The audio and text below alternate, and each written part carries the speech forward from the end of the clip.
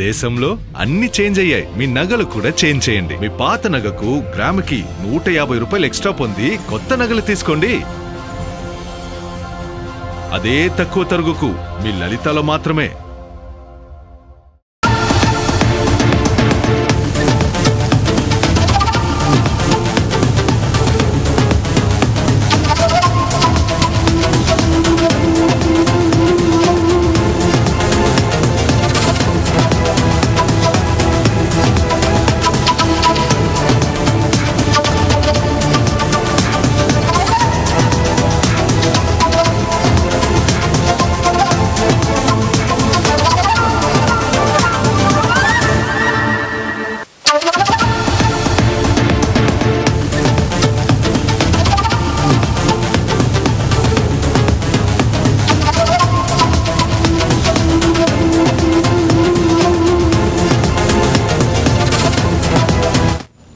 Breaking news చూస్తున్నాం. తిరుమలలో భక్తుల రద్దీ కొనసాగుతుంది. ఇవాళ ఉదయం స్వామివారి సర్వదర్శనం కోసం వచ్చిన భక్తులతో వైకుంఠం క్యూ కాంప్లెక్స్ లోని కంపార్ట్మెంట్లన్నీ నిండి శిలాతోరణం వరకు క్యూ లైన్లో భక్తులు వేచి ఉన్నారు. ఉదయం 8 గంటల తర్వాత టోకెన్లు లేకుండా సర్వదర్శనానికి క్యూ లైన్లోకి వెళ్లే భక్తులకు శ్రీవారి దర్శనానికి 20 నుంచి 24 గంటల సమయం పడుతుందని టీటీడీ అధికారులు వెల్లడించారు. 300 శీఘ్ర దర్శనానికి 3 నుంచి 5 గంటలు, సర్వదర్శనం, దివ్య దర్శనం టోకెన్ పొందిన భక్తులకు 5 నుంచి 7 గంటల సమయం పడుతుందని తెలిపారు. నిన్న స్వామివారిని 80,214 మంది భక్తులు దర్శించుకున్నారు. వీరిలో 36,994 మంది భక్తులు స్వామివారికి తలనీలాలు మొక్కులు చెల్లించుకున్నారు.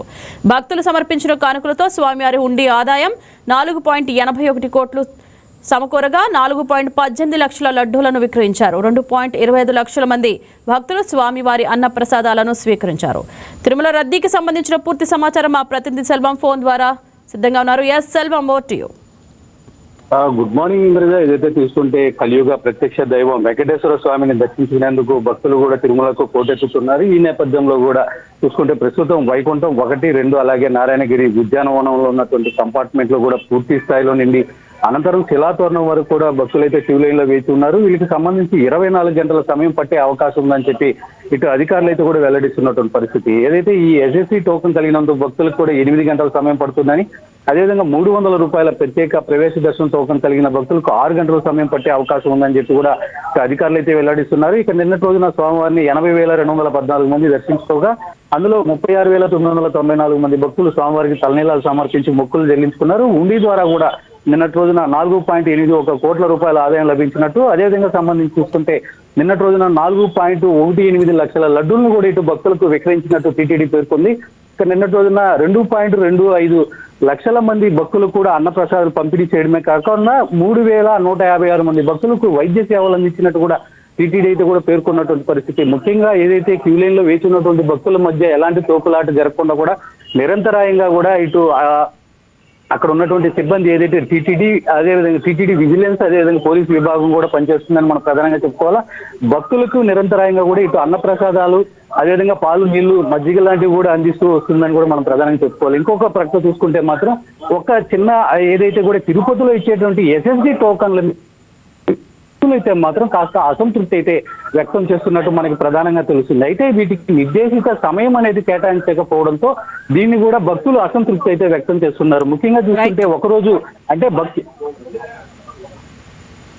Thank you Selvam.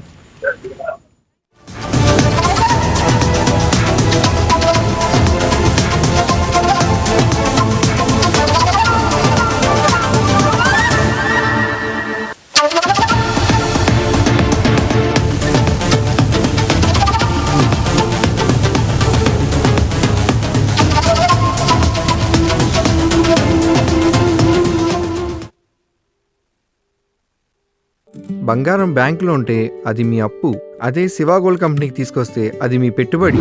తాకట్లో ఉన్న మీ బంగారాన్ని మేము విడిపించి ఈ రోజు మార్కెట్ ధర కొని స్పాట్ లో మీ నగదు మీకు అందిస్తాం. ప్రతి నెల వడ్డీలు కట్టడం లాభమా లేదా ఇలా చేయడం లాభమా మీరే ఆలోచించుకోండి. శివా గోల్డ్ కంపెనీ, అప్పులేని ఆనందకరమైన రేపటికి సరికొత్త మార్గం. జస్ట్ ఒక కాల్ చేయండి. తాకట్లో ఉన్న మీ బంగారాన్ని విడిపించి ఈ రోజు మార్కెట్ రేట్కే కొనబడును.